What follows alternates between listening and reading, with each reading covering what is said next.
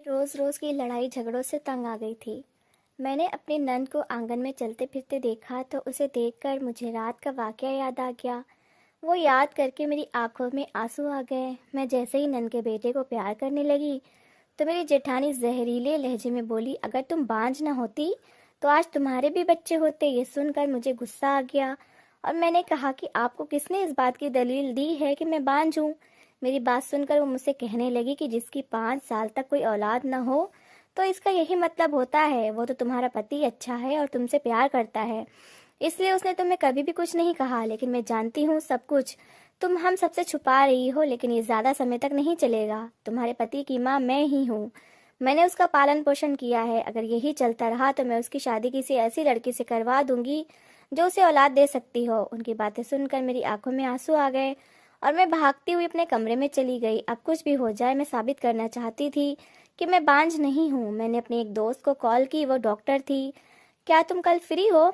मेरी बात सुनकर वो मुझसे कहने लगी कि खैरियत तो है, तुम्हारी तबीयत तो ठीक है। वो मेरी बहुत अच्छी दोस्त थी। मैंने कहा कि हाँ खैरियत है, मुझे अपने कुछ टेस्ट करवाने हैं। मेरी बात सुनकर वो कुछ पल खामोश हो गई, फिर मुझसे कहने लगी कि मैंने तुम्हें पहले ही कहा था कि वो औरत मुझे ठीक नहीं लगती।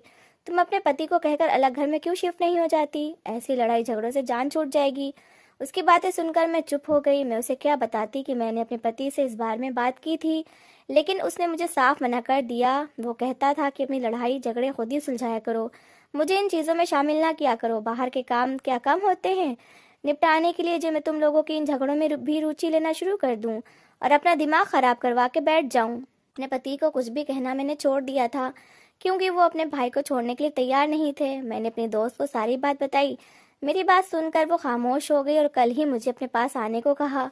अब मुझे हर हाल में अपने टेस्ट करवाने थे। थोड़ी देर के बाद मेरा पति घर में दाखिल हो गया और आंगन में खेलते हुए बच्चों को प्यार करने लगा। मैं एक बार फिर हीन भावना का शिकार हो गई। मैं कैसी औरत थी जो अपने पति को एक बच्चा भी नहीं दे सकती थी। खुद ब खुद मेरी आंखों से आंसू बहने लगे और मैं अपने फ्यूचर के बारे में सोचने लगी। ना जाने मेरे भविष्य का क्या होगा। अगर मेरे पति ने दूसरी शादी कर ली तो मैं क्या करूंगी? मैं अपने पति से बहुत मोहब्बत करती थी। मैं उसे किसी भी हाल में नहीं बांट सकती थी, जबकि मेरी जेठानी बार बार मुझसे यही कह रही थी। थोड़ी देर बाद मेरा पति कमरे में आया। मेरी आंखें रोने की वजह से लाल थीं। मुझे देखकर वो परेशान हो गए और पूछने लगे क्या हुआ है। उसके पूछने की देर थी कि मैं फूट फूट कर रोने लगी और जेठानी की बातों के बारे में बताया कि कैसे वो तुम्हारी बहन के सामने मुझे ताने देती हैं, उन्हें ज़रा ख्याल नहीं है। क्या यार, मैं घर में आराम करने के लिए आता हूँ और यहाँ आकर तुम लोगों के मसले शुरू हो जाते हैं। मैंने पहले भी कहा है कि मुझे इन मसलों में ना घसीटा करो। अगर भाभी कुछ कहती हैं तो तुम उनकी बात मान लिया करो, क्योंकि वो तुमसे बड़ी हैं, और अगर कोई गलत बात भी कहती हैं तो उस पर सब्र किया करो। मेरी माँ के बाद उन्होंने में ही मेरी परवरिश की है। अब अगर जाकर मैं उनसे हिसाब लूँ तो उन्हें कितना दुख होगा। जिस बच्चे को उन्होंने अपने हाथों से खिलाया और बड़ा किया, आज वही बेटा उनसे हिसाब लेने चला गया। उसकी बात सुनकर मैं खामोश हो गई और लेट गई। बाद में मुझसे काफ़ी बातें करता रहा, लेकिन मैं उसकी किसी भी बात का जवाब नहीं दे रही थी। मैं उसे यही महसूस करवा रही थी कि मैं सो गई हूँ। हालांकि वो जानता था। सुबह जब मैं उठी वो पहले ही ऑफिस जा चुका था। रात को मैंने उसे बात करनी थी कि मुझे चेकअप करवाने जाना है, लेकिन वो पहले ही अपने ऑफिस चला गया। मैं सोकर उठी तो मेरी जेठानी किचन में थी। मुझे देखते ही वो शुरू हो गई। खुल गई महारानी की आंख। अब ये तुम्हारा अपना घर नहीं है बल्कि ससुराल है, और ना ही यहाँ पर तुम्हारे नखरे उठाने के लिए तुम्हारी माँ मौजूद हैं। भाभी, अपनी भाभी की बातों में मुझे कोई दिलचस्पी नहीं थी। 9 बजे चेकअप करवाने जाना था, 8 बज चुके थे। मैंने जल्दी जल्दी तैयारी करना शुरू कर दी। मेरी जेठानी ने मुझसे पूछा कि कहाँ जा रही हो। मैंने उनकी बात का कोई जवाब न दिया। मेरी इस हरकत पर वो और आग बबूला हो गई। 10 मिनट पहले ही मैं अस्पताल पहुंच चुकी थी। वहां मेरी दोस्त पहले से ही मेरा इंतजार कर रही थी। उसे देखकर मेरी आंखों में आंसू आ गए। मेरी आंखों में आंसू देकर वो मुझसे कहने लगी, मैं तो समझ रही थी कि तुम कुछ और ही जिंदगी गुजार रही होगी। आखिर तुमने लव मैरिज की थी, मैं नहीं जानती थी कि तुम ये सब सह रही हो। उसकी ये बात सुनकर मैं अपने पास्ट में खो गई। मैं अपने माँ बाप की इकलौती औलाद थी। मेरे पापा एक कंपनी में वर्कर थे, जबकि मेरी माँ मोहल्ले वालों के कपड़े सीती थी, और ऐसे हमारे घर का गुजारा अच्छा हो जाता था। मैंने भी माँ से सिलाई सीख ली थी और लोगों के कपड़े सीने लगी, लेकिन मुझे पढ़ने का बहुत शौक था। एक दिन मैंने अपने पापा से ख्वाहिश की कि मुझे आगे पढ़ना है। मेरे पापा मेरी हर इच्छा को मेरे मुंह से निकलने से पहले ही पूरा कर देते थे, चाहे वो उनके बस में हो या ना हो। उन्होंने मेरा एडमिशन आगे कॉलेज में करवा दिया और यूं मैं कॉलेज जाने लगी। मैं अपने खानदान की पहली बेटी थी जो घर से बाहर निकली थी। मेरे परिवार वालों ने इस पर बहुत बातें बनाई और मेरे पापा से कहा कि लड़की हाथ से निकल जाएगी, बिगड़ जाएगी। लेकिन मेरे पापा को मुझ पर यकीन था। उन्होंने किसी की बात ना सुनी और मेरा एडमिशन कॉलेज में करवा दिया। मेरी मंगनी बचपन में ही मेरी माँ के दोस्त के बेटे से हो गई थी, लेकिन वो मुझे पसंद नहीं था। बहुत लोफर और आवारा था और उसकी इमेज बहुत बुरी थी। मेरी कॉलेज में मेरी बहुत सी दोस्त बन चुकी थी। एक तो मैं खुशमिजाज थी और दूसरा मैं बहुत इंटेलिजेंट थी। सारे टीचर्स मेरी बहुत इज्जत करते थे और दूसरे बच्चों को मेरी मिसालें देते थे। लेकिन एक लड़की थी जो मुझसे हमेशा जलती थी। मुझे समझ नहीं आता था कि आखिर मैंने इस लड़की का क्या बिगाड़ा है। मैंने 2-3 बार उससे बात करने की कोशिश की, लेकिन उसका स्वभाव बहुत बुरा था। वो फिर उसकी हरकतों से मुझे महसूस होने लगा कि वो मुझे पसंद नहीं करती। उसकी हर मुमकिन कोशिश होती कि मेरी किसी न किसी तरह टीचर से बेइज्जती होती रहे, लेकिन मैं हमेशा बच जाती। मैं उसे दूर रहना शुरू हो गई थी। एक दिन मेरी दोस्त मेरे पास भागती हुई आई और मुझसे कहने लगी कि वंदना ने तुम्हें हर जगह बदनाम कर दिया है। उसकी बात सुनकर मैं बहुत घबरा गई। बाद में मुझे पता चला कि वो मेरे लोफर मंगेतर का नाम मेरे नाम के साथ जोड़कर हर किसी को बता रही थी कि ये कितने बुरे लोग हैं। उसकी बातें सुनने के बाद मैं रोती हुई प्रिंसिपल के ऑफिस चली गई और उन्हें सारी बात बताई। वंदना ने फिर सबके सामने मुझसे माफ़ी मांगी। उसने फिर मुझसे दोस्ती कर ली। मैं नहीं जानती थी कि वो आस्तीन का सांप है और अब भी मेरी दुश्मन है। उसने मेरे घर में आना जाना भी शुरू कर दिया। एक दिन वो मेरे घर से बाहर निकल रही थी कि जब मेरा मंगेतर घर के अंदर दाखिल हो रहा था। मेरा मंगेतर लाख लोफर सही, लेकिन वो बहुत हैंडसम था। हमारे खानदान में 18 साल की उम्र में लड़कियों की शादी करने का रिवाज था। मेरी उम्र 17 साल की हो चुकी थी। मुझे पता था कि अगले साल मेरी शादी हो जाएगी। मैं चाहती थी कि कुछ ऐसा हो जाए कि मेरी शादी रुक जाए और मैं आगे पढ़ लूँ, लेकिन मेरा रिजल्ट बहुत अच्छा आता था। मुझे आसानी से स्कॉलरशिप मिल जाती। बस मुझे अपने माँ बाप से परमिशन की ज़रूरत थी, लेकिन मैं परमिशन लेते हुए भी डर रही थी। अगले ही दिन मेरी होने वाली सास मेरे घर आ गई और दोबारा रिश्ते की बात करने लगी और कहने लगी कि अगले साल हमारी बेटी इस वक्त हमारे साथ होगी। उनकी बातें सुनकर मुझे बहुत गुस्सा आ रहा था। मुझे उनके बेटे में ज़रा भी रुचि नहीं थी। लेकिन एक बात जो मैं आजकल नोट कर रही थी वो ये थी कि मयंक ने मुझे तंग करना छोड़ दिया था। अब वो कॉलेज जाते हुए मेरा रास्ता नहीं रोकता था और न ही मेरे घर पर आकर मुझे छेड़ता था। ये बात मुझे थोड़ा हैरान कर रही थी, लेकिन मैं खुश थी। मैं समझ रही थी कि शायद वो सुधर गया है, लेकिन मामला कुछ और ही था। एक दिन मैं आंटी के घर गई। मुझे उन्हें कुछ सामान देना था। मैंने देखा कि मयंक छत पर बैठा फोन पर किसी से बात कर रहा था। मुस्कुराहट उसके चेहरे से हट नहीं रही थी। मुझे देखकर उसने कोई रिस्पांस नहीं दिया और दोबारा फोन पर बिजी हो गया। उसकी हरकत देखकर मुझे बहुत हंसी आई, लेकिन मैं आंटी को सामान देकर घर वापस आ गई। 1-2 दिन के बाद मेरा फिर आंटी के घर जाना हुआ। मैं आंटी की गली में थी कि जब मुझे मयंक के चिल्लाने की आवाज़ आई कि मैं किसी भी तरह दीपिका से शादी नहीं करूंगा, मैं किसी और को पसंद करता हूँ। आंटी उससे कह रही थी कि दिमाग खराब हो गया है तुम्हारा, पहले तो तुम हर वक्त उसी का नाम लेते रहते थे, अब ऐसा क्या हो गया जो वो तुम्हें पसंद नहीं रही। तो मयंक कहने लगा वो मुझसे बहुत बदतमीजी से बात करती है और वो मेरी किसी भी बात का सीधा मुँह जवाब नहीं देती। मुझे ऐसी पत्नी नहीं चाहिए, बल्कि मुझे ऐसी पत्नी चाहिए जो मेरी हर बात माने और मुझसे इज्जत से बात करे। उसकी बातें सुनकर मेरा मुंह खुले का खुला रह गया। मैंने तो कभी उससे बात ही नहीं की थी, बदतमीजी तो दूर की बात है। आंटी उसे समझाने लगी और उसकी विनतियां करने लगी, लेकिन वो उनकी कोई भी बात नहीं सुन रहा था। मैं सिर्फ ये जानना चाहती थी कि आखिर वो कौन है जिसके पीछे ये पागल हो रहा है। फिर मेरी ये इच्छा भी पूरी हो गई। आंटी ने मयंक से पूछा कि कौन है वो, तो नाम सुनकर मुझे लगा जैसे मेरे सर पर आसमान गिर गया हो। वो कोई और नहीं बल्कि वंदना थी। अब मुझे सारी कहानी समझ में आ गई। जरूर वो मुझसे बदला लेना चाहती थी। वो ये समझ रही थी कि मेरा मंगेतर मुझसे छीनकर उसने मुझे हरा दिया है, जबकि उसने मेरी सबसे बड़ी मुश्किल को आसान कर दिया था। अब मैं उस वक्त का इंतजार कर रही थी कि कब आंटी आए और मंगनी तोड़कर जाए। मंगनी टूटने के बाद फौरन बाद ही मैंने अपने घर वालों को इमोशनल करना था और आगे पढ़ने के लिए परमिशन लेनी थी। मेरी माँ काफ़ी परेशान थी क्योंकि कुछ दिनों से आंटी ने हमारे घर में आना जाना बंद कर दिया था। ना जाने ऐसी क्या बात है, पहले तो हमेशा यहीं पाई जाती थी। मैंने माँ से कहा कि परेशान न हो, ज़रूर उन्हें कोई काम होगा घर में। माँ ने मुझसे कहा कि अपनी आंटी के घर जाकर पता करके आओ। मैंने जाने से मना कर दिया। उसी वक्त ही आंटी घर के अंदर दाखिल हो रही थी। वो शक्ल से काफ़ी परेशान लग रही थी। वो आकर मेरी माँ के पैरों में बैठ गई। मेरी माँ एकदम से पीछे हट गई और कहने लगी, पागल हो गई हो, ये क्या कर रही हो, मुझे माफ़ कर दो। आंटी मेरी माँ से माफ़ी मांगने लगी और रोने लगी। हालांकि ये हालत देखकर मुझे बहुत दुख हो रहा था। वो अपने बेटे की वजह से मजबूर थी। औलाद अपनी माँ से ना जाने क्या क्या करवाती है। फिर उन्होंने मेरी माँ को सारी बात बताई। मयंक दीपिका से शादी करने के लिए तैयार नहीं हो रहा, वो किसी और लड़की को पसंद करने लगा है। ना जाने वो कौन है, मैंने तो उसका नाम भी पहली बार सुना है। मैंने आंटी को बताया कि वो मेरे कॉलेज में पढ़ती है। मेरी बात सुनकर आंटी हैरान हो गई कि तुम्हें कैसे पता। मैंने कहा कि मैंने उनकी सारी बातें सुन ली थी। मेरी माँ को रिश्ता टूटने पर बहुत दुख हुआ। मेरे पापा ये बात सुनकर तैश में आ गए, क्योंकि हमारे परिवार में कभी भी कोई रिश्ता नहीं टूटा था।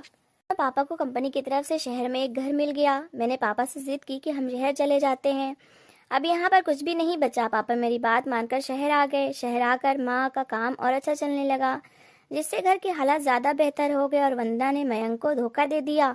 उसे तो सिर्फ मुझसे बदला लेने से मतलब था, जो उसने ले लिया था। आंटी ने दोबारा माँ से मेरे लिए बात की तो माँ ने मना कर दिया कि मेरी बेटी कोई गिरी पड़ी नहीं कि जिसका जब दिल करे रिजेक्ट कर दे, और अगर वहाँ बात ना बने तो फिर आ जा रिश्ता लेने।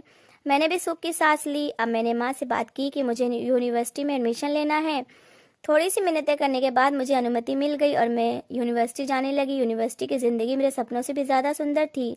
अपनी इच्छा पूरी होने जाने पर मैं बहुत बिजी थी। वहाँ पर मेरी मुलाकात एक लड़के से हुई।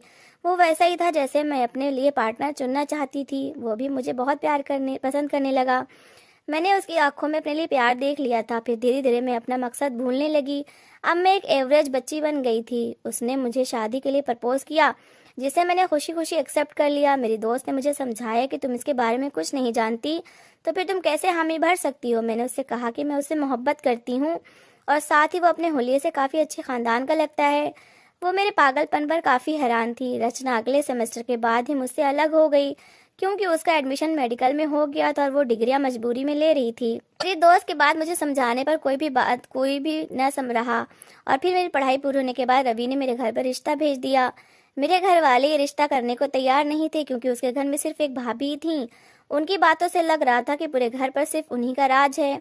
लेकिन मैंने अपने माँ पापा को मना लिया और यूं मेरी शादी रवि से हो गई। मैं अपनी पसंद की शादी पर बहुत खुश थी। रवि मुझसे बहुत प्यार करता था, लेकिन इस घर में आने के बाद मुझे एहसास हुआ कि रवि कोई भी काम अपनी भाभी की मर्जी के बगैर नहीं करता। रात को रवि ने मुझसे पूछा कि हनीमून के लिए कहाँ जाना है। मैंने उससे नैनीताल जाने का बोला। सुबह भाभी ने कह दिया कि अभी जाने की जरूरत नहीं है। इसके साथ ही रवि का प्लान भी बदल गया। उस दिन मैं रवि से बहुत लड़ी कि अब तुम अपनी जिंदगी के फैसले खुद ले सकते हो, फिर तुम भाभी पर क्यों डिपेंड हो। तब उसने मुझे चुप करवा दिया। फिर धीरे धीरे मुझे महसूस होने लगा कि ये सब कुछ जेठानी के कब्जे में ही है, लेकिन वो मुझे पसंद नहीं करती थी। मैंने हर मुमकिन कोशिश की कि उनका दिल जीत लूं, लेकिन मैं इसमें नाकाम रही। शादी के 2 साल ऐसे ही गुजर गए, लेकिन मेरे घर में कोई औलाद नहीं थी। रवि ने मुझे कभी इस बात का ताना नहीं दिया था, लेकिन जेठानी हर वक्त मुझे इस बात का एहसास दिलाती रहती कि तुम्हारे घर में कभी औलाद नहीं हो सकती, तुम बांझ हो। आज हमारी शादी को 5 साल हो गए थे, लेकिन अब मेरी हिम्मत जवाब दे चुकी थी। मैं अपना टेस्ट करवाना चाहती थी, ताकि मैं सबको बता सकूं कि मुझ में कोई कमी नहीं है। मैं भगवान से यही प्रार्थना कर रही थी कि ऐसा कुछ भी ना हो जैसा वो कह रही हैं। मैंने खुद से भी ये वादा किया था कि अगर मैं वाकई बांझ हुई तो मैं रवि की ज़िंदगी को और नर्क नहीं बनाऊंगी, बल्कि उसकी ज़िंदगी से चली जाऊंगी या उसे दूसरी शादी की परमिशन दे दूंगी। ये सोच आते ही मुझे लग रहा था कि कोई मेरी आत्मा के जख्म उधेड़ रहा हो। मेरी दोस्त ने मुझे तसल्ली दी कि फिक्र मत करो, सब कुछ ठीक हो जाएगा। थोड़ी देर बाद मेरी रिपोर्ट्स आ गई। मैंने कांपते हाथों से रिपोर्ट खोली, लेकिन मेरी खुशी की हद न रही, क्योंकि मुझमें कोई कमी नहीं थी। मैंने खुशी से अपनी दोस्त को गले लगा लिया और घर वापस आ गई। आज मैं बहुत ज़्यादा खुश थी। जैसे ही मैं घर में दाखिल हुई तो मेरी जेठानी दोबारा मुझे छेड़ने लगी, लेकिन मैं उनकी बात पर कोई ध्यान नहीं दे रही थी, ना ही मैं उनके किसी सवाल का जवाब दे रही थी, और खामोशी से अपने कमरे में आ गई। मैं अपने पति के आने का इंतजार करने लगी। मैं चाहती थी कि अब मेरा पति भी अपने टेस्ट करवा ले, ताकि उसके बारे में भी मुझे पता चल जाए। रात को उसकी वापसी लेट हुई। जैसे ही वो कमरे में आया तो मैं उठकर बैठ गई और एक्साइटमेंट में बताने लगी कि मैं आज डॉक्टर के पास गई थी। मेरी बात सुनकर उसने कुछ खास रिस्पांस नहीं दिया और अपना कोट उतारने लगा। मैंने उसे अपनी रिपोर्ट दिखाई और कहा कि ये देखो, मैं बांझ नहीं हूँ, तुम भी अपने टेस्ट करवा लो ताकि तुम्हारे बारे में भी पता चल जाए। मेरी ये बात सुनने की देर थी कि उसकी आंखें गुस्से से लाल हो गईं, और वो गुस्से से बोला कि तुम कहना क्या चाहती हो कि मैं बांझ हूँ, तुम्हारी हिम्मत कैसे हुई ये बात कहने की। उसकी बात सुनकर मैं बौखला गई। मैंने आज से पहले उसका ये गुस्सा नहीं देखा था। मैंने उससे कहा कि मैं ऐसा नहीं कह रही, लेकिन मैं चाहती हूँ कि तुम भी अपने टेस्ट करवा लो। तो रवि कहने लगा कि मैं बिल्कुल ठीक हूँ, मुझे कोई ज़रूरत नहीं है टेस्ट करवाने की। कमी मुझ में नहीं, कमी तुम में है। हो सकता है कि तुम्हारी रिपोर्ट्स झूठी हो, बांझ में नहीं तुम हो। मुझे नहीं समझ आ रहा था कि एकदम से मेरे पति को क्या हो गया है और वो ऐसी कैसी बातें कर रहा है। मैं रोने लगी और वो घर से बाहर चला गया। उस दिन के बाद से मेरे पति का रवैया मुझसे बुरा हो गया। वो मुझसे कोई भी बात नहीं कर रहा था, जबकि मेरे दिल में शक पक्का होता जा रहा था कि ज़रूर मेरे पति में कोई कमी है। इसी वजह से वो अपने टेस्ट नहीं करवा रहा। अगर उसमें कमी ना होती तो वो फौरन मेरे साथ चला जाता, लेकिन मैं नहीं जानती थी कि उसने इस बात को ईगो का मसला बना लिया है। अब उसने मुझे बेऔलादी के ताने देना शुरू कर दिए और साथ ही मुझे धमकी भी देता कि मैं जल्दी दूसरी शादी कर लूंगा। मुझे समझ नहीं आ रहा था कि मैं क्या करूं। कुछ दिन बाद मैंने अपने पति से दोबारा बात करने का फैसला किया, लेकिन वो मेरी किसी भी बात को नहीं सुन रहा था, बल्कि मेरी रिपोर्ट्स को झूठा कह रहा था, जबकि मुझे लग रहा था कि मेरा पति झूठा है। वो अपनी कमी छुपाने के लिए मुझ पर इल्ज़ाम लगा रहा है और यही वजह है कि वो टेस्ट नहीं करवा रहा। मेरा इस घर में दम घुटने लगा। मेरा बस नहीं चल रहा था कि मैं यहाँ से कहीं दूर चली जाऊं, लेकिन मैं अपने घर जाकर अपने घर वालों को परेशान नहीं करना चाहती थी। एक दिन मैं आंगन में बैठी हुई थी और अपनी जिंदगी के बारे में सोच रही थी। शाम का समय था। थोड़ी देर बाद मेरे पति का घर वापस आ जाना था, लेकिन अब मुझे उसके वापस आने की कोई खुशी नहीं होती थी। अचानक दरवाजे पर दस्तक हुई। मैं हैरान हुई कि इस वक्त कौन आ गया। जब मैंने जाकर दरवाजा खोला तो सामने एक औरत खड़ी थी जिसने मुंह ढका हुआ था। उसकी आंखों के अलावा कुछ भी नजर नहीं आ रहा था, जबकि हाथ में उसने एक बच्चा उठा रखा था। वो बच्चा जोर शोर से रो रहा था। जब मैंने उससे पूछा कि कौन हो तुम और यहाँ पर क्या कर रही हो, तो उसने बच्चा मेरे सामने की और कहने लगी कि तुम्हारे पति ने मुझ पर जुल्म किया है। उसकी ये बात सुनकर मैं हैरान हो गई और उससे कहने लगी कि क्या मतलब इस बात का, पहले मुझे ये बताओ कि तुम हो कौन। मैं उसका मुंह खोलने लगी थी कि पीछे से जिठानी ने मुझे आवाज दी। मैं जैसे ही पलटी तो वो लड़की वहां से भाग गई। मैंने उसका पीछा किया, लेकिन वो एक रिक्शे में बैठकर चली गई। मेरा खून खौल रहा था। आखिर वो लड़की कौन थी और वो बच्चा किसका था। मैंने फैसला किया कि आज अपने पति से ये सारी बात क्लियर करूंगी कि कहीं मेरे पति ने दूसरी शादी तो नहीं कर रखी। ये सोच आते ही मेरा खून खौलने लगा। मुझे और गुस्सा मेरी जेठानी दिला रही थी। उन्होंने लड़की को देख लिया था और हमारी बातें भी सुन रही थी और मुझसे बार बार कह रही थी कि मैं तुम्हें ना कहती थी कि तुम्हारा पति जल्दी तुमसे तंग आ जाएगा और दूसरी औरत के पास चला जाएगा। पता नहीं तुम्हारे पति का बच्चा जायज भी है या नाजायज। चलो कोई नहीं, वो जल्दी उससे शादी कर लेगा या शायद पहले ही वो लड़की उसकी पत्नी हो। मेरा दिमाग सोच सोचकर फट रहा था। मुझे बहुत ज्यादा बेबसी का एहसास हो रहा था। मुझे बिला वजह अपने पति की हरकतों पर डाउट होना शुरू हो गया था। मैं काफी दिनों से देख रही थी कि वो काफी देर से किसी फोन पर बात करता रहता था और बात करने के दौरान उसके चेहरे पर हमेशा एक मुस्कुराहट होती थी, लेकिन मैंने कभी भी उस पर शक नहीं किया था क्योंकि मैं जानती थी कि वो मुझे कभी भी धोखा नहीं दे सकता। दूसरा, उसने रात को लेट आना शुरू कर दिया था। अब उसे मुझमें कोई दिलचस्पी नहीं रही थी। आंसू खुद ब खुद मेरी आंखों से बहने लगे और उसने मेरे साथ ये सब क्यों किया था। मैंने अपने पति से हमेशा प्यार किया और हमेशा उसे इज्जत दी। ये कुछ दूरियां थी जो हमारे बीच आ गई थी, लेकिन मैं जानती थी कि ये जल्द खत्म हो जाएंगी। लेकिन मेरे पति ने जो किया था वो किसी तरह भी माफी के लायक नहीं था। मैं बेसब्री से अपने पति के आने का इंतजार कर रही थी। जैसे मेरे पति मेरे कमरे में दाखिल हुआ तो मैं शुरू हो गई। क्या मिला तुम्हें ये सब करके। वो पहले ही काफी थका हुआ था। मेरी बात सुनकर वो झुंझला गया और कहने लगा कि आप क्या बकवास कर रही हो, मैं बहुत थक गया हूँ, जाओ मेरे लिए खाना लेकर आओ। उसकी बात सुनकर मैं बोली कि आज एक लड़की तुम्हारे जरिए मेरे घर में आई थी। मेरी बात सुनकर उसने चौंककर मुझे देखा। क्या मतलब है तुम्हारा, कौन लड़की, क्या हुआ। वो हैरान हो गए। तुमने तो ये सोचा होगा कि मुझे कभी भी इस बारे में पता ही नहीं चलेगा और मैं कभी भी तुम्हारी सच्चाई नहीं जान पाऊंगी। अब अगर तुमने और कोई बकवास की तो मैं तुम्हारा मुंह तोड़ दूंगा। मुझे सीधे सीधे बताओ कि आखिर मसला क्या है। मैंने उसे बताया कि उस लड़की ने एक हाथ में बच्चा उठा रखा था। उसने बच्चा मेरे सामने किया और बोली कि तुम्हारे पति ने मुझ पर जुल्म किया है। जरूर वो तुम्हारी कोई प्रेमिका होगी और वो बच्चा तुम्हारा होगा। मेरे ये कहने की देर थी कि मेरे पति ने मेरे चेहरे पर थप्पड़ मारा। अगर इसके बाद भी तुमने कोई बकवास की तो मैं अभी और इसी वक्त तुम्हें तलाक दे दूंगा। तलाक का नाम सुनकर मैं कांप गई। फिर इसके बाद मैं और मेरा पति एक दूसरे से बिल्कुल दूर हो गए। हम एक दूसरे के साथ रहने के बावजूद भी एक दूसरे के मामले में बिल्कुल दखलंदाजी नहीं करते थे और ना ही एक दूसरे से कोई बात करते थे। एक दिन मेरी तबीयत बहुत ज़्यादा ख़राब हो गई। मुझे अपने पेट में बहुत दर्द हो रहा था। मुझसे ये दर्द बर्दाश्त नहीं हो रहा था। मेरा पति मुझे डॉक्टर के पास लेकर आया। डॉक्टर ने जब मेरा चेकअप किया तो उसने कहा कि मुझे आपका एक कंप्लीट चेकअप करना होगा। कंप्लीट चेकअप करने के बाद मुझे जो खबर सुनने को मिली, मुझे लगा जैसे मेरे सर पर आसमान आकर गिर गया हो।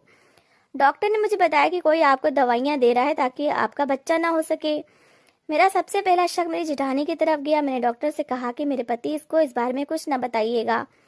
डॉक्टर ने मेरे पति से यही कहा कि कोई गलत चीज़ खा ली थी जिसकी वजह से पेट में दर्द हो रहा है। अब मैंने जेठानी का बनाया हुआ खाना खाना छोड़ दिया और ना ही उनकी बनाई हुई कोई चीज़ खाती। एक दिन मैंने जेठानी को अपने दूध में कुछ मिलाते हुए देख लिया, जिससे मेरा शक और पक्का हो गया। मेरे पापा ने मेरे और मेरे पति की दावत रखी थी। जब हम वहां से वापस होकर घर के अंदर दाखिल हो रहे थे तो जेठानी की आवाज़ हमारे कानों में पड़ी। तुम फिक्र मत करो, मैं बहुत जल्द दीपिका को तुम्हारे रास्ते से हटा दूंगी और तुम्हारी शादी मैं रवि से करवा दूंगी। मैं उसे जो दवा दे रही हूँ उससे उसके बच्चे नहीं होंगे और बहुत जल्द रवि दीपिका को छोड़ देगा। लेकिन तुम्हारा ड्रामा सबसे अच्छा था। कैसे तुमने दीपिका को बेवकूफ़ बनाया और दीपिका ये समझने लगी कि वो औरत रवि की पत्नी है और वो बच्चा रवि का है, जबकि वो तो तुम ही थी। ये कहकर वो दोनों ताली मारकर हंसने लगी। मैंने रवि को देखा। रवि खामोश नजरों से मुझे ही देख रहे थे। उनके चेहरे पर कोई एक्सप्रेशन नहीं था। मैं खुश थी और भगवान का धन्यवाद कर रही थी कि जेठानी का असली चेहरा रवि के सामने आ गया। जब हम लाउंज में गए, जेठानी अपनी भांजी के साथ बैठी हुई थी। वो दोनों हमें देखकर शॉक्ड हो गई थी। मेरे पति ने उनसे कोई बात न की, कमरे में चला गया। बाद में मेरे पति ने मुझसे अपने रवैये की माफ़ी मांगी और हम अलग घर में आज अपने बच्चों के साथ हंसी खुशी रह रहे हैं। तो दोस्तों, इस कहानी को लेकर आपकी क्या राय है कमेंट बॉक्स में ज़रूर बताएं और अगर कहानी अच्छी लगी हो तो प्लीज़ लाइक करें। अगर आपने हमारे चैनल को अभी तक सब्सक्राइब नहीं किया तो ज़रूर कर लीजिए। तो मिलते हैं ऐसी एक मोटिवेशनल कहानी के साथ। Thanks for watching.